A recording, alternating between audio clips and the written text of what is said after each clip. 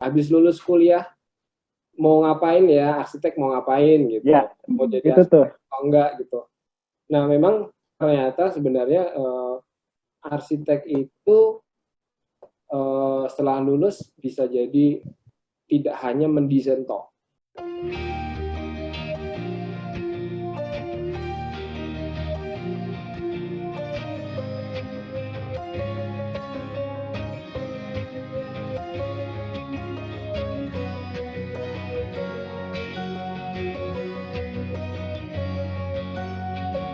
Terima kasih sudah hadir kembali dalam acara Protos kali ini.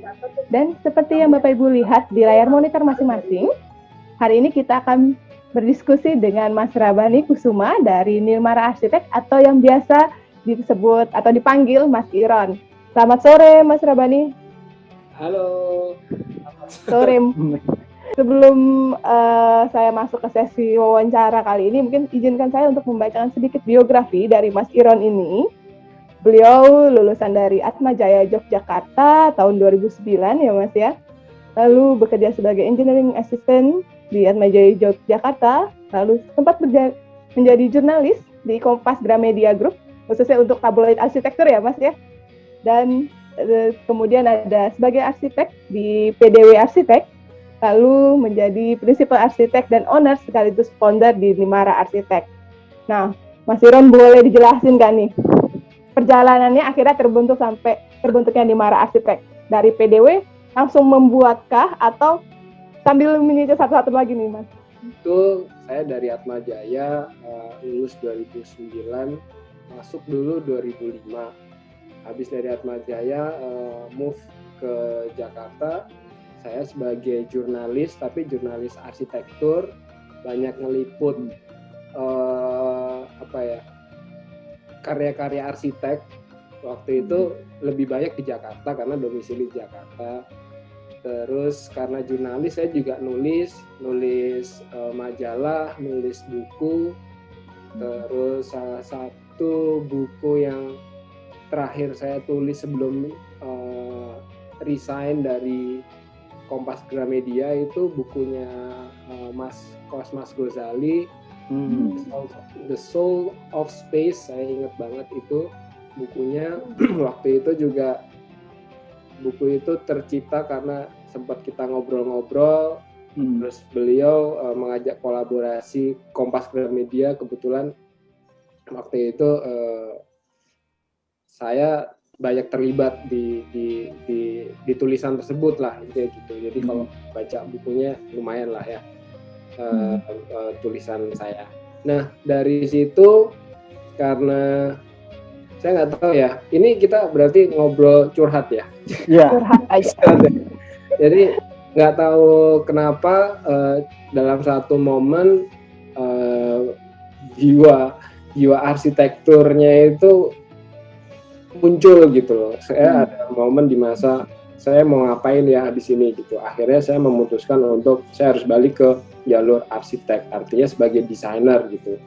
Walaupun sebenarnya waktu di Kompas Gramedia saya juga selain nulis, saya juga sebagai desainer karena di Kompas Gramedia Group itu kan ada divisi istilahnya kayak pembaca boleh renovasi rumah kita desainin.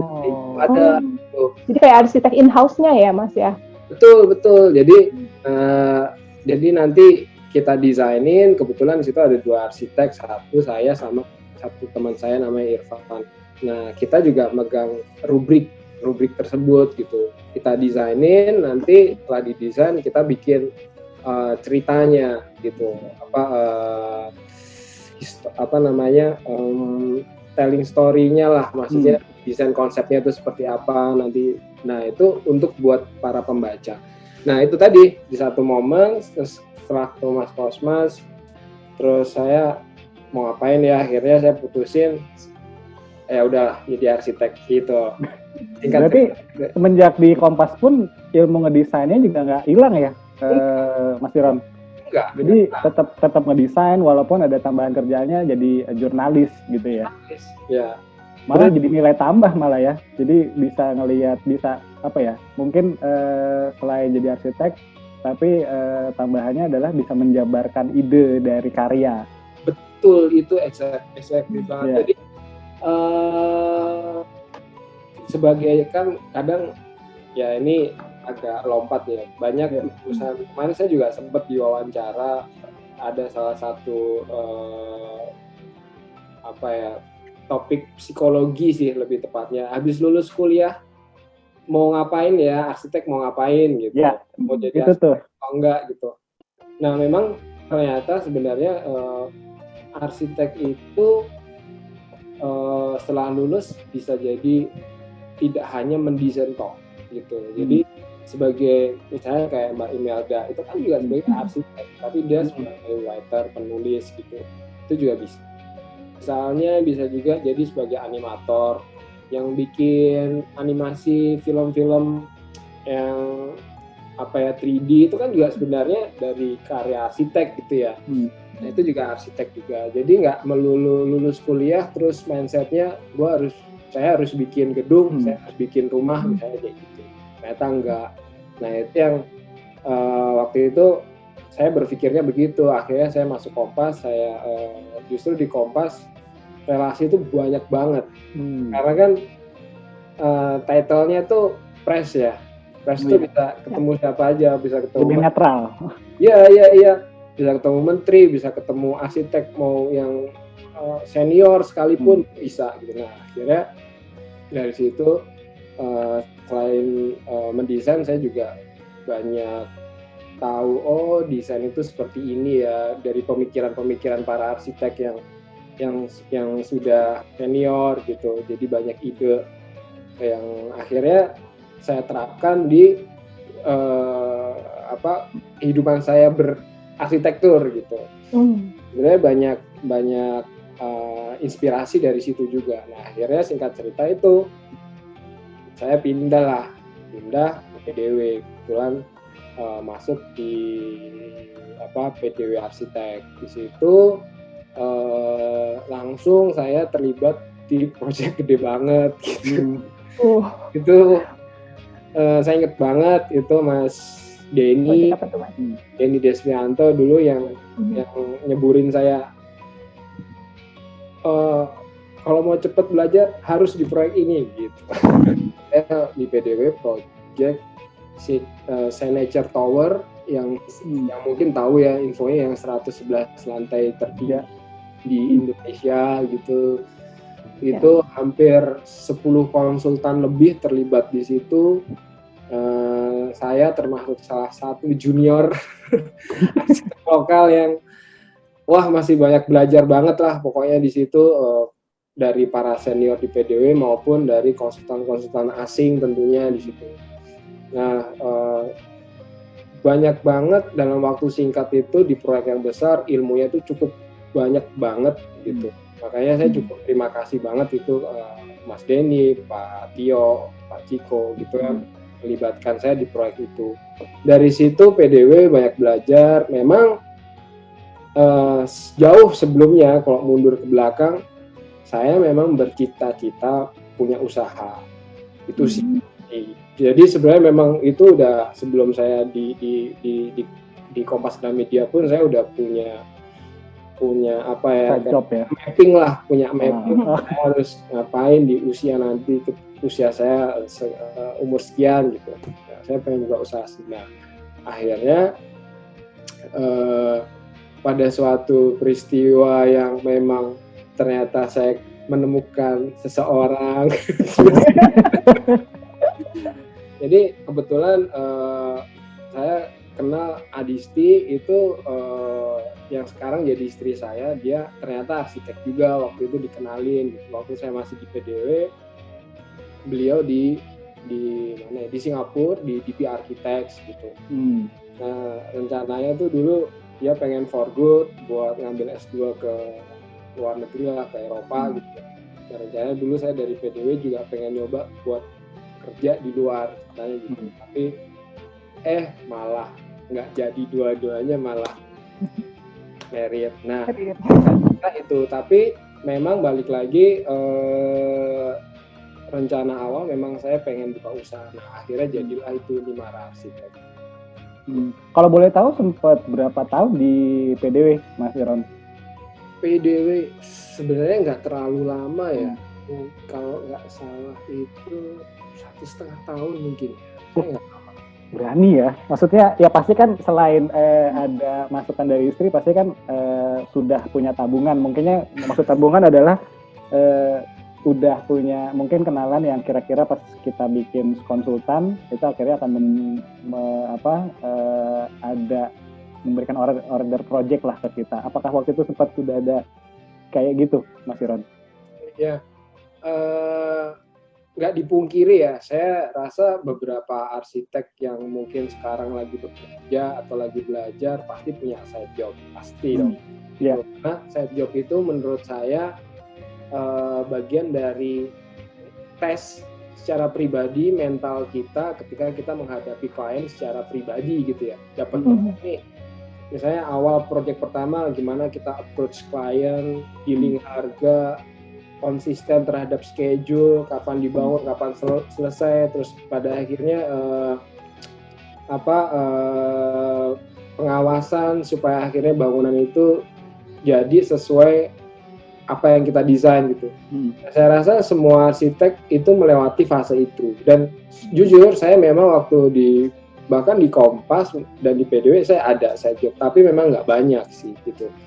Adalah 1-2 gitu kan, karena kalau ini kerja di konsultan kan berangkat pagi pulang malam gitu kan, pagi pulang pagi gitu. Jadi pertama gitu, pertama masuk pagi pulang pagi lagi ya. Gitu. Jadi ya saya rasa ya itulah proses belajar ya.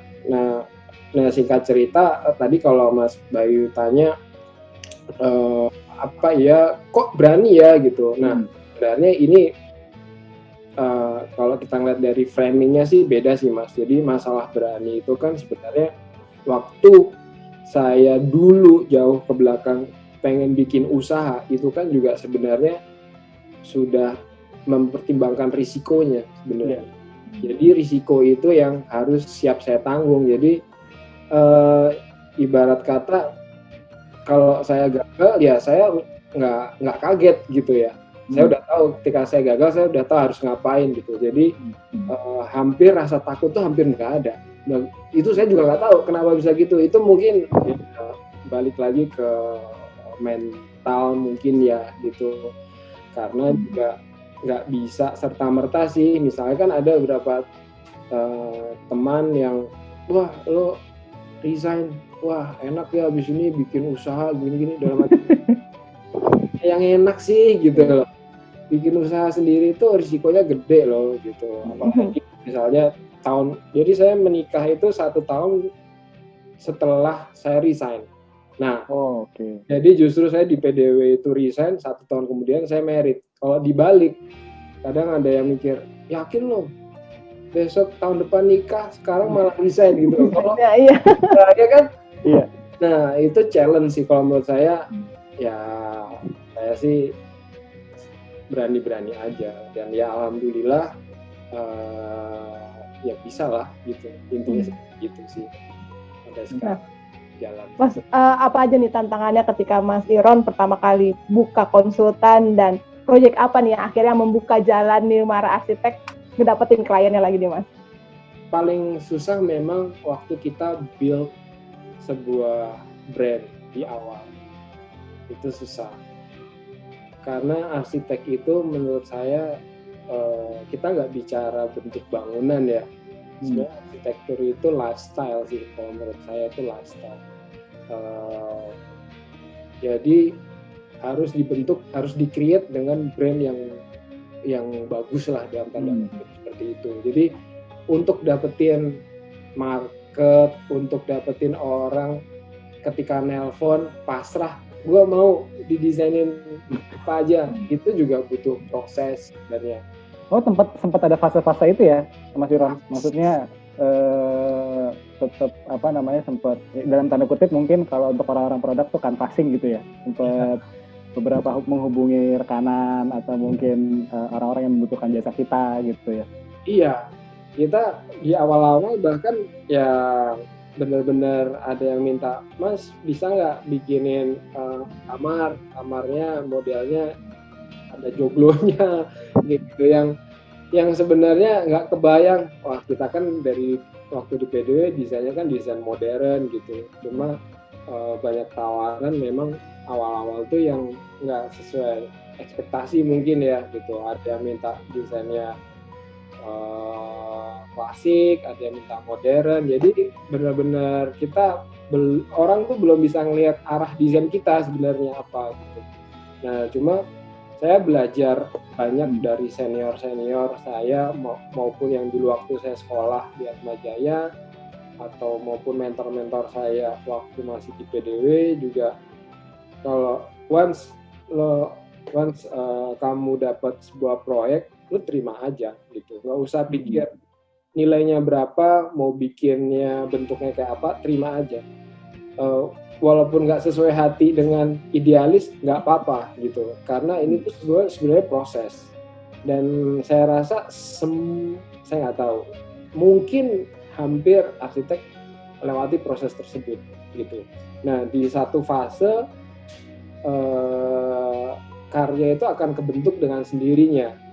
Ketika kita misalnya dapat proyek yang sesuai idealis kita, dapat kesempatan ya, itu kan 1:10 lah kita dapat proyek yang ownernya oke, saya mau didesainin begini gitu. Nah, itulah di situ kita mau mulai pelan-pelan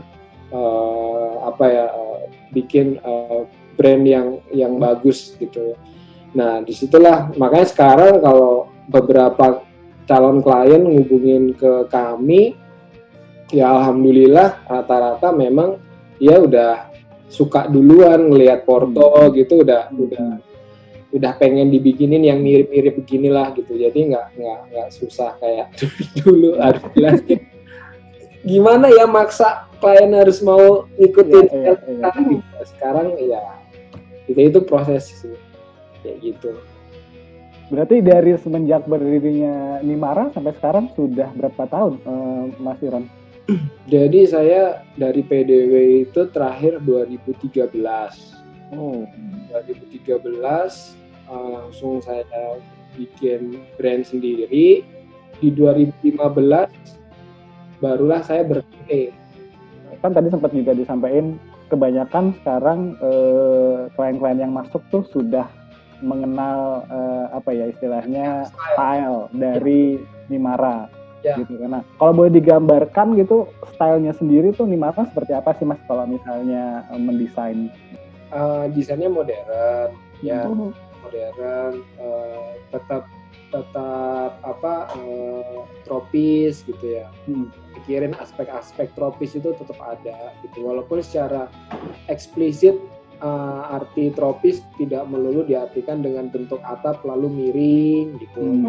Gitu. Jadi bangunan modern itu secara bentuk, tapi secara tipologinya, fungsinya itu juga merespon iklim tropis. Kan itu juga sebenarnya arsitektur tropis seperti itu. Hanya karena makin kesini kan perkembangan zaman, terus lifestyle itu memaksa para desainer untuk selalu improve kan. Improve, dia harus create sesuatu yang selalu baru. Makanya di setiap garis desain saya hampir nggak ada desain itu yang sama, pasti beda gitu. Maupun desain yang akhirnya nggak jadi dibangun, itu pun nggak pernah kita pakai lagi gitu. Jadi kita harus create sesuatu yang fresh lah, itu seperti itu. Modern, dan saya juga suka gaya-gaya Jepang, itu suka gitu. Dan kalau ketemu klien ya, biasanya kan ada sesi diskusi, menyamakan visi misi gitu. Brainstorm gitu, menyamakan visi misi. Kadang kita sebagai arsitek kan harus tahu kebutuhannya dia apa gitu. Nah, once kita kasih sebuah desain atau konsep, hampir selalu setuju. Nah, itu yang saya juga keren. cara meyakinkannya ke klien nih, Bay, yang bikin bisa akhirnya setuju semua akan ngikut dengan ide-idenya dari Mas Iron? Karena mungkin kalau dari beberapa kita interview di acara produk di Protox ini gitu, kadang-kadang idealisme sebagai arsitek gitu dengan keinginan owner gitu atau klien kadang-kadang suka terbentur tuh. Kayaknya kalau Mas Iron kayaknya nggak terlalu masalah ya masalah itu ya. Saya nggak tahu. Itu justru tantangan loh. Kalau buat arsitek itu tuh tantangan karena kan kita ini kan belajar gini, arsitek itu kan bukan hanya masalah desain, tapi gimana caranya orang itu atau klien paham dan dia kan pasti bayar kita dong, bayar kita pasti kenapa dia mau bayar mahal berarti kan dia itu udah menyerahkan segala apa ya istilahnya pasrah gitu kan. Makanya kita juga pasti pikirin suatu hal yang terbaik kan gitu loh. Jadi itu yang bikin kadang klien bener ya, begini ya. Jadi itu kadang banyak hal yang owner atau klien nggak pikirkan itu kita pikirin. Kadang dia butuh ini tapi kita kenapa itu karena kan nggak bukan suatu hal yang diperlukan misalnya buat rumah. Nah, kadang hal seperti itu yang kita mesti peka dan kita mesti paham masalah kebutuhan. Nah, pernah juga Mas Bayu, saya ada project waktu itu sama developer cukup besar BUMN ya, gitu. Saya nggak usah sebut lah. Merek di sini. Iya. Terus kita ada project kurang lebih 9 hektar lah, gitu ya. Itu BUMN. Nah, ya kita tahu BUMN itu kan jajaran petingginya pasti sudah usianya sudah pada berumur ya. Dan pasti mungkin cara berpikirnya menilai sebuah desain yang harus laku dijual itu seperti apa kan beda-beda gitu ya. Masih konvensional. Iya, saya nggak ngomong ya, Mas yang ngomong. Karena memang mungkin teman-teman yang hadir di sini pada saat mendapatkan klien pemerintahan atau BUMN mendapatkan hal yang sama juga Mas Iron. Iya. Cara berpikirnya ya kita kalau boleh ngomong jujur konvensional. Jadi gini, saya pernah di satu meeting ada direksi gitu ya. Saya didebat habis-habisan kenapa desainnya begini gitu loh. Kita kan suka punya desain tuh pokoknya kalau yang laku tuh beginilah gitu. Saya bingung kan. Ini sebentar, maaf saya potong. Ini proyeknya komersial atau gedung pemerintahan? Komersil dong, perumahan. Oke, paham. Landed house, 9 hektar. Nah, saya di debat waktu kita presentasi konsep segala macam gitu. Kenapa bentuknya begini? Kita kan rumah ya udah yang efisien begini aja. Nah, pusing lah kita kan. Nah, tapi kita kan nggak bisa, kita sebagai arsitek nggak bisa maksa. Pokoknya ini yang the best, kita kan nggak bisa. Dengan kita harus ngomong ya layaknya dokter lah ya, layaknya lawyer harus ngasih argumen, harus jelasin dari hulu ke hilirnya kenapa proses ini tuh tercipta gitu. Nah, singkat cerita, proyek itu awalnya pengen dibikin rumah itu banyak. Pokoknya jual quantity lah. Dengan asumsi kalau efisiensinya besar, rumahnya dapat banyak, itu untungnya gede. Nah, kita berpikirnya kebalik. Saya ingat zaman saya kuliah, saya tuh punya mentor walaupun saya arsitek, saya punya mentor guru ekonomi bisnis. Saya udah lupa namanya siapa. Dia ngajarin saya Blue Ocean Strategy. Apa tuh? Nah kan, nggak tahu kan? Nggak tahu tuh, Blue Ocean Strategy. Baru dengar tuh. Bahkan tesis saya arsitek, tapi saya memasukkan konsep Blue Ocean Strategy karena waktu tesis saya bikin hotel di Nusa Dua dengan konsep Blue Ocean Strategy. Jadi itu bukan ngomongin konsep bangunan. Blue Ocean Strategy itu adalah gimana caranya kita menjual sebuah produk. Bahasa gampangnya ya, tapi kita tidak berdarah-darah untuk bersaing dengan kompetitor gitu. Misalnya kompetitor A punya perumahan fasilitasnya mewah-mewah. Apa iya supaya kita laku kita harus ngikutin cara dia jualan? Enggak. Nah, kita harus punya konsep lain. Nah, dengan punya konsep lain itu, pasti market kita juga lebih segmented. Itu lebih berat sih, segmented lebih berat. Tapi at least dengan punya segmen yang baru, kategori orang-orang baru, itu justru market kita lebih eksklusif, lebih dikenal dan punya market sendiri, dan kita nggak kayak ngocok lotre gitu loh. Maksudnya kita punya market yang lebih spesifik lah. Nah, gitu. Nah, jadi akhirnya desain yang tadinya dibikin banyak, kita coba bikin rumah lebih sedikit Mas jumlahnya. Turunlah mungkin sekitar 100 rumah. Tapi ya memang karena harus harga jualnya lebih tinggi. Tapi sekarang sold out-nya lebih cepat dibanding kompetitor sekitar.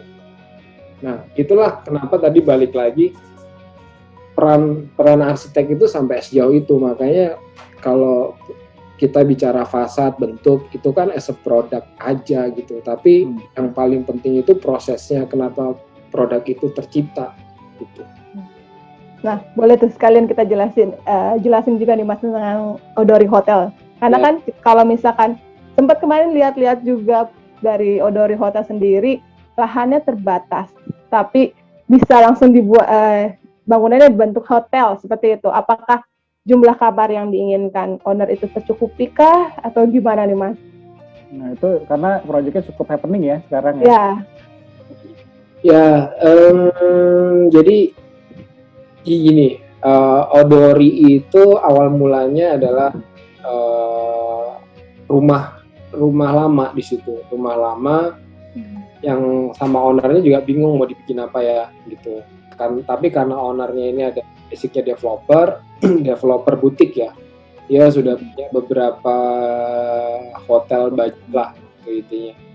Nah, tapi dia nggak pernah punya pengalaman berkolaborasi dengan arsitek gitu.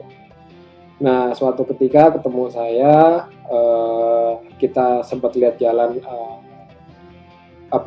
properti-propertinya mereka, kita lihat satu-satu. Nah, terus dia kasih lihat ini salah satu yang di Pondok Indah mau dibikin hotel budget nih, tolong dibuatin. Nah, memang tanahnya kecil. Ownernya itu sebenarnya karena dia pertama kali pakai arsitek, dia pengen explore. Terserahlah mau dibikin seperti apa gitu. Saya percaya pokoknya dengan dari lihat portofolio dia udah pasrah lah gitu. Nah, terus tapi concernnya satu dia. Yang penting saya bisa jualan gitu. EP. Balik modal dulu ya.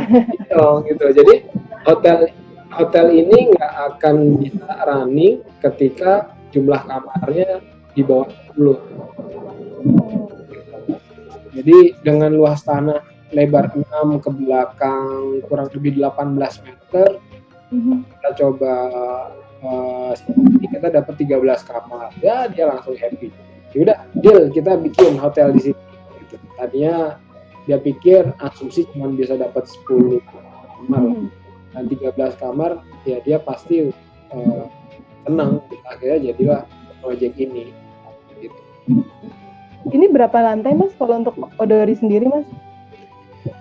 Odori ini dia mainnya split level ya. Jadi kalau tampak depan dia 3 lantai. 3 lantai, di belakang itu 4 lantai. 4 lantai plus rooftop.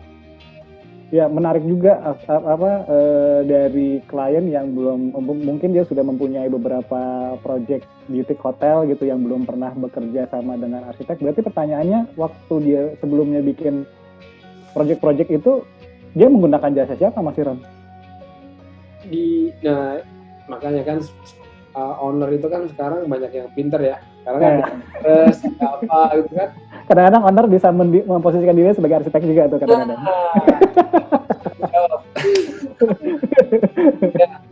Ya, jadi bener banget, bahkan nggak hanya owner Odori loh. Jadi beberapa klien saya yang sekarang lagi berjalan, dan bahkan klien saya itu rata-rata usia antara 25-35.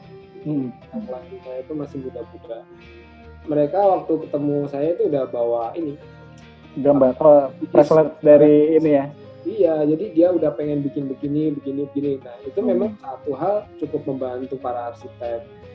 Cuman di lain sisi, tadi yang Mas Bayu tanya, sebelumnya owner Odori gimana ya desain sebelumnya gitu kan. Jadi ya memang dia renovasi atau bikin rumah berdasarkan referensi yang dia pahami aja.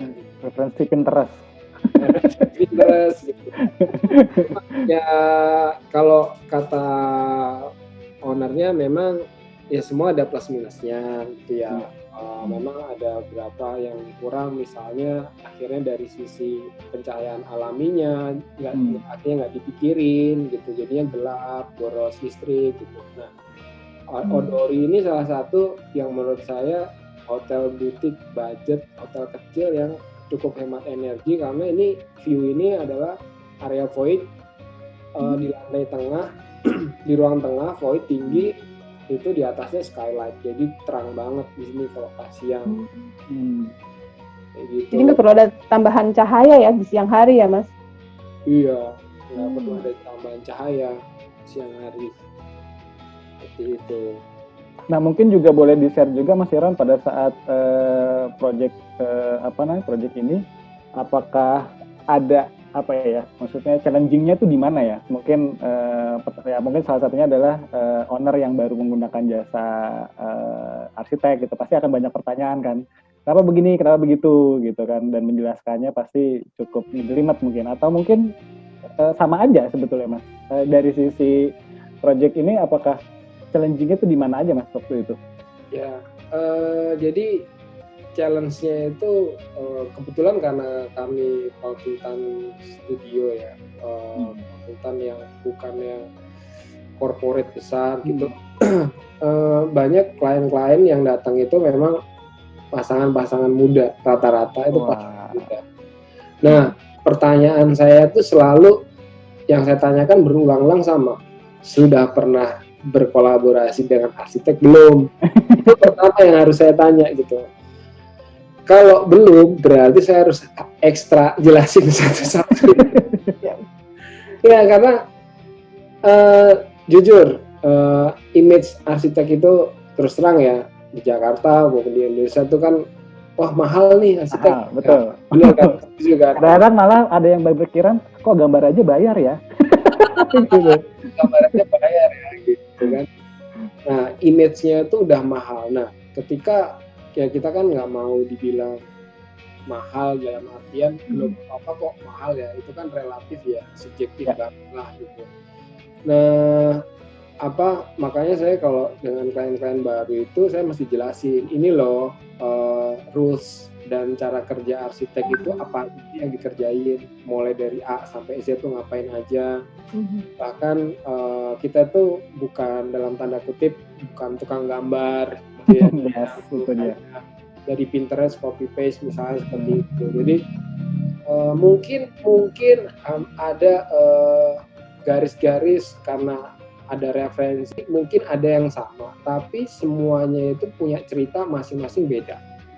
Pasti itu arsitektur itu pasti punya cerita yang beda, nggak bisa sama gitu. Nah itu yang saya selalu bilang ke klien, produk arsitektur itu sebenarnya custom made, nggak bisa sama. Contoh kecilnya kalau perumahan, coba deh lihat 6 bulan, tahun kemudian orang udah ada yang nambah kanopi lah, ganti lah, atau apalah, kecuali developernya saklek, nggak boleh diapa-apain.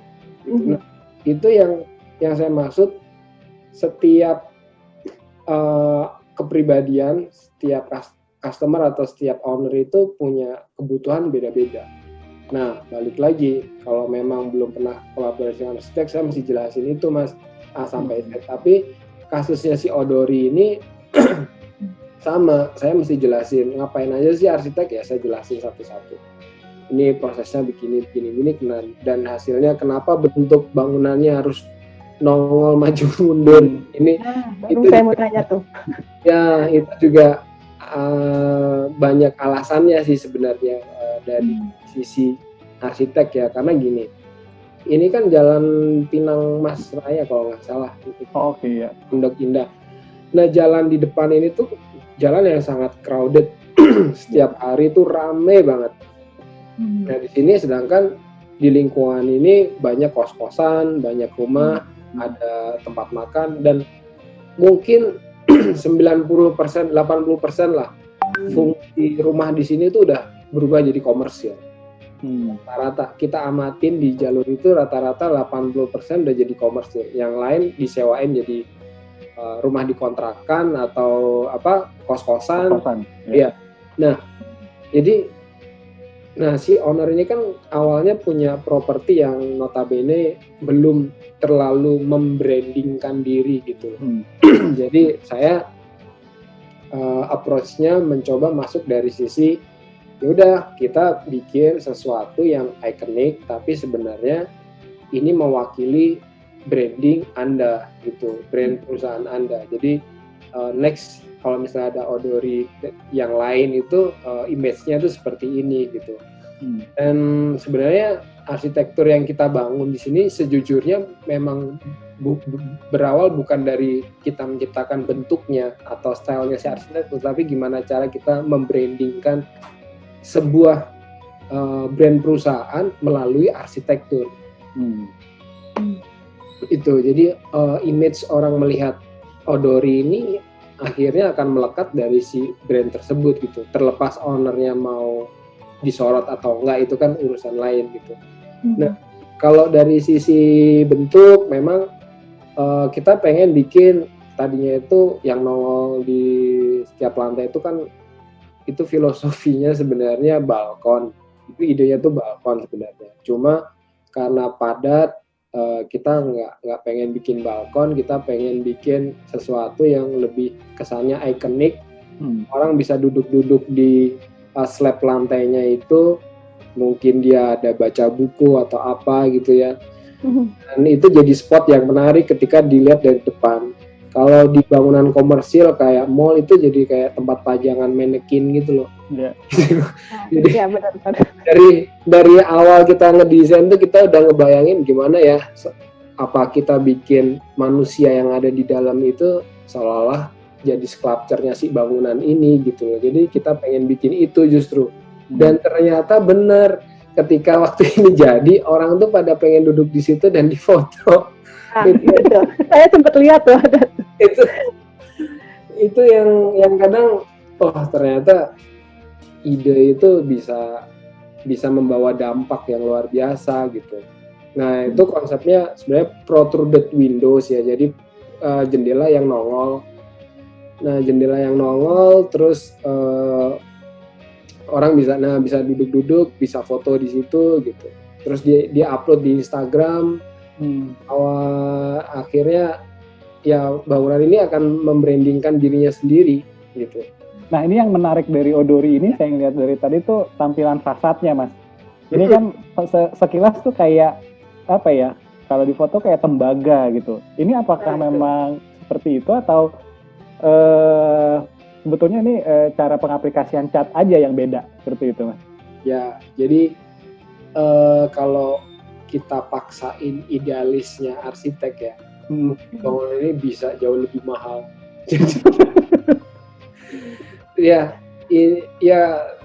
Jadi setiap desain itu kan pasti selalu bicara, setiap desain arsitektur pasti selalu bicara art. Kan pasti ada nilainya itu pasti ada harga gitu kan. Dulu memang kita pengen bahannya itu curtain steel, benar-benar curtain steel asli gitu.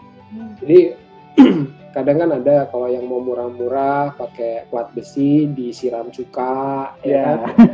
Kaliin kayak gitu, itu nggak ada salahnya sih, itu hasilnya bisa sama. Tapi bedanya adalah itu kalau disiram cuka itu korosinya nggak akan berhenti. Platnya itu bisa jadi hancur berantakan ya, habis kemakan korosi tersebut.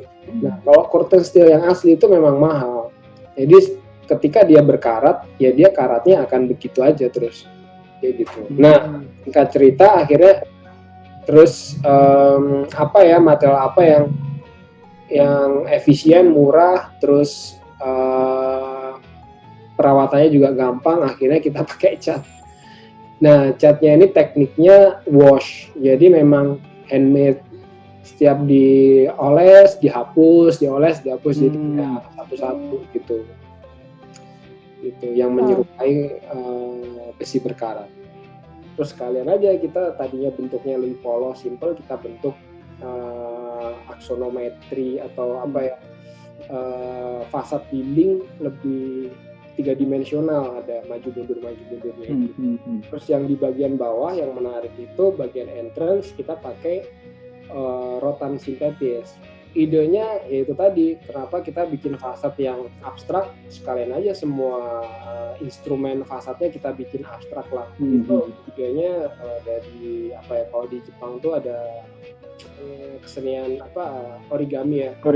Seni origami dilipat-lipat gitu. Jadi menurut saya material yang mudah dilipat ya rotan. Gitu. Dan di balik rotan itu sebenarnya ada tempat mesin pompa atau apa yang nggak kelihatan. Jadi kita sembunyiin. Terus kalau di interiornya juga kita mengusung tema Jepang kan ada tempat tidur yang seolah kayak lesehan gitu. Kita spiritnya orang datang ke situ pengen ngerasain sesuatu yang beda. Ini kan hotel budget murah. Dan bahkan buat operator sendiri ini salah satu karya yang bagus buat mereka. Makanya waktu ada iklan si operator hotel ini, itu dijadiin salah satu tempat buat syutingnya itu, promosinya gitu. Karena info yang saya dapat, ya ini menarik lah proyeknya gitu. Itu tadi interiornya ada sculpture, tempat gantungan baju gitu, kita bikin semacam sculpture kotak-kotak dari kayu, terus ada lightingnya, terus kamar mandi nggak kita sekat dinding tapi ada kaca biar kesannya lebih translucent ya, lebih transparan gitu, lebih kelihatan luas gitu. Ya, saya mau tanya, tapi dari desain per unitnya, per kamarnya itu ada yang dibedakan nggak sih Mas? Biasanya kan kalau hotel ada tipe-tipenya sendiri nih. Iya. Order sendiri itu ada yang dibedakan nggak tipe kamarnya Mas? Tipenya ada 2, yang depan itu lebih besar, yang belakang lebih kecil. Itu aja sih, nyebutnya kamar A sama deluxe gitu ya. Jadi yang menghadap ke belakang itu kamarnya lebih compact, lebih kecil, tapi sama nyaman sih kalau saya lihat gitu. Nah, itu proses konstruksinya berapa lama, Mas? Konstruksi kemarin berapa ya?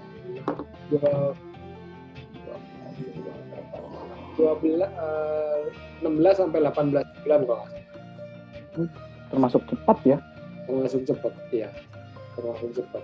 Karena itu tadi balik lagi, owner ini mau bangun proyek, itu pilihannya concernnya satu, jumlah kamar sama bangunnya cepat. Ya namanya jualan, kalau bangunnya kelamaan ya pinjamannya makin lama kan.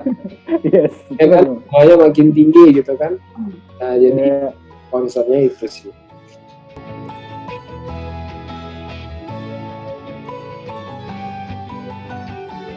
GoPro. Kata bro.